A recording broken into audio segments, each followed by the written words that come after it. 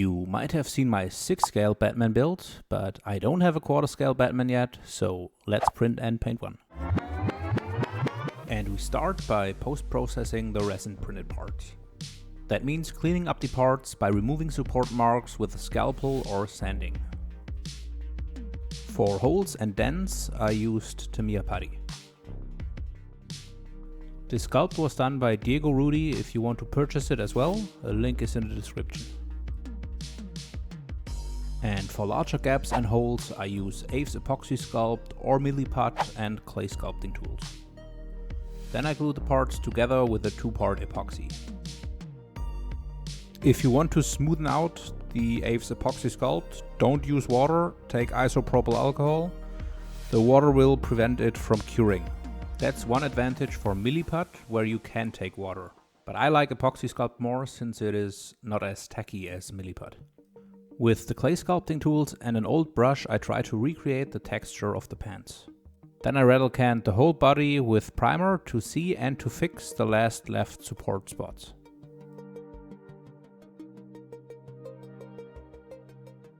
Fun fact, that's my second Batman build, and the second time I dropped the head at some point and an ear breaks. So what you can see here with the small red spot is the fixed ear. I didn't want to reprint the head, so I took some Aves epoxy sculpt and resculpted the ear. Then I wanted to install magnets that hold the head sculpt and the body together, so I filled up the body with a bit of aluminum foil, so the magnet had something to sit on. For the magnet I needed to drill a hole into the head sculpt, and don't be as stupid as I was and take a wood drill, because this is what might happen. Take a metal drill instead, or what's even better, plan your magnets before printing and incorporate them into the model itself. I fixed the broken key with milliput and let that cure on the body. And with that the magnet connection was done. Alright, for now everything was kinda business as usual, but since I didn't want to print a massive cape in quarter scale, we now need to make a fabric cape. First of all, I traced the contour around his neck and applied that shape to an old t-shirt that I basically used as a mock-up before destroying the black fabric that I bought. So I cut the shirt into a rough shape and did a test fit with it. Then I printed out a template of the cape and also traced that onto an old t-shirt. Afterwards I thought, why not include a wire to make the cape posable? So I glued 2 wires into the cape with super glue. The problem was though that I didn't find a proper easy solution to hide the wires under the head sculpt, so I had a large gap between the head sculpt and the body. And then I decided, let's do a wired cape another time.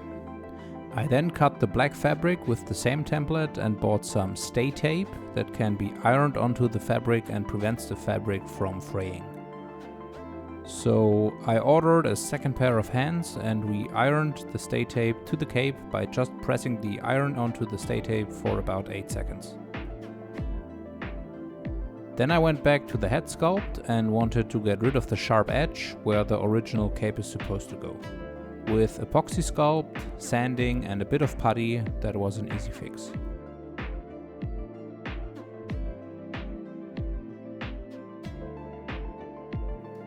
And with that everything was prepped and we can start painting the suit. I chose the same base color that I also used for my 6-scale Batman, which is cold gray. Afterwards I used black pastel color for shading along the muscle separations.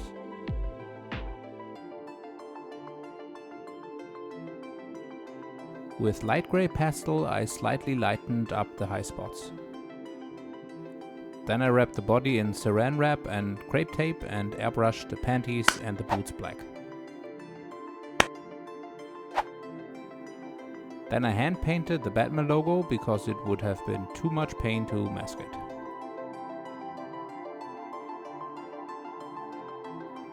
For the belt I started base coating with grey and then I took plague brown, which I also used to airbrush the pouches with.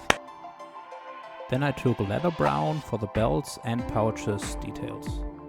Hand painting the small lines on the pouches, however, didn't look as good as I wanted it, because my painting straight line skills need an upgrade. So I painted the whole thing in leather brown, masked off the lines with the 1mm masking tape, and then painted the plague brown over that. So painting the darker color first for the stitches, and then painting over that with the lighter color. And then at least the lines were straight. Then I switched over to the forearms and painted them black as well. Then I used gunmetal for the hook thing and dry brushed the grappling gun with it. Afterwards I used bright bronze for the cable pulley thing. For the gun handle I mixed light grey with a bit of black, just to give it a bit more color variation. Then I went over the belt buckle and mixed silver and polished gold for that. To finish the body, I hand painted the fabric part of the suit with Max Matte Varnish. However, after it was dry, I had these weird spots. Don't know if the varnish was missing there or if it was too much, but even hand painting over these spots didn't really change anything. So I airbrushed it and then the spots were gone. For the shoe soles, I used gloss varnish to give it a rubbery look. Then I installed the pouches and the 3 gadget thingies, which I painted with gunmetal before. Then I superglued the arms to the body and the body was done. And now we can start with the head sculpt. After base coating the face with pale flash, I use 6 colors and a paintbrush to sprinkle all of them onto the pale flash. I do recommend to use a layer of varnish after every color. So if you mess up one step, you can always go back. My current go-to varnish is Montana Matte Varnish. And while you watch me sprinkle on all the colors, if you like the video, please go ahead and give it a thumbs up, subscribe if you haven't done already, and hit that bell notification. And if you think, wow, that looks bad, hold my airbrush, it's going to get even worse. But you gotta trust in the process. After all the sprinkling, I loaded up the airbrush with burnt umber and painted shadows to the face, which looks extremely bad. So here you can see the limitations of a $30 airbrush. I guess with a more expensive airbrush that wouldn't be a big problem. I simply had the problem that the airbrush didn't release color or it directly was too much. But you gotta trust in the process. Afterwards, I toned it down with pale flash again. Then I go in with light brown, followed by another round of pale flash. Basically, the more layers you paint, the more realistic the skin color looks. Or at least can look, if you do it right.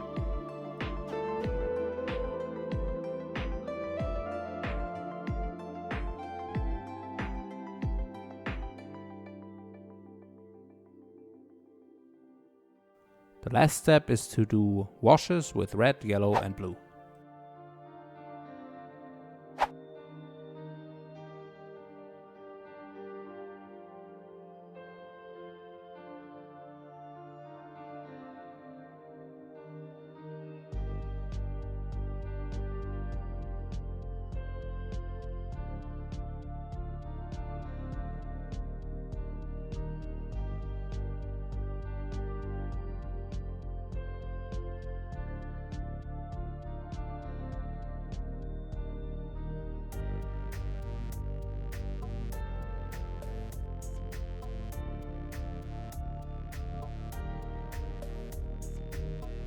And this is what the skin color looks like at the end. Told you, gotta trust in the process.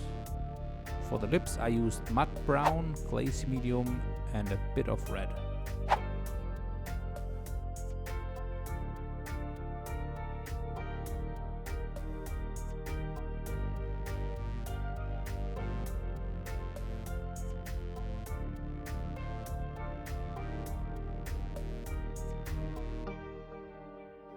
And if you're not satisfied with the shape of the lips, you can use a toothpick to scrape away some of the paint. But don't forget to use varnish for the color layers below, otherwise you would scratch them too. And with that, the skin color is finally done. For the eyes, I used wolf grey and then painted the mask with black. I had to hold my breath here for a while to not mess up the edge between the mask and the skin, but even if you do, if you used varnish before, you can dab it away with a brush and water, or a Q-tip with alcohol, or a toothpick.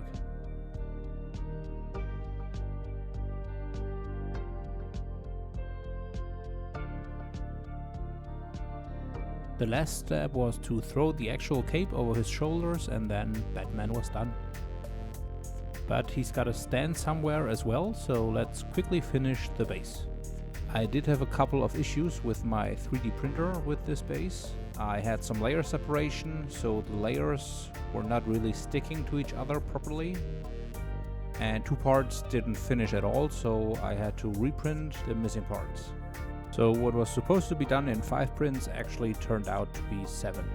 Anyway, once all the parts were printed, I glued them together with superglue and accelerator spray and filled and reinforced the seam lines with some extra PLA. Then I used an all-purpose filler that is actually supposed to be used for fixing holes in your walls, but it also works for getting rid of print lines. However, you do need to seal it because it soaks water and gets soft again, even if it was properly dried before. So I used wood glue to seal the filler and then took some black and white acrylic paint and painted the base in a dark gray. Then I mixed a lighter gray and dry brushed all over the base. Took some cheap acrylic matte varnish to seal everything again. And then a mix of black and yellow olive to do a wash. However, that toned down my previous step of dry brushing, so I used cold gray again for a final dry brush, and with that the base was also done, and we can call it good.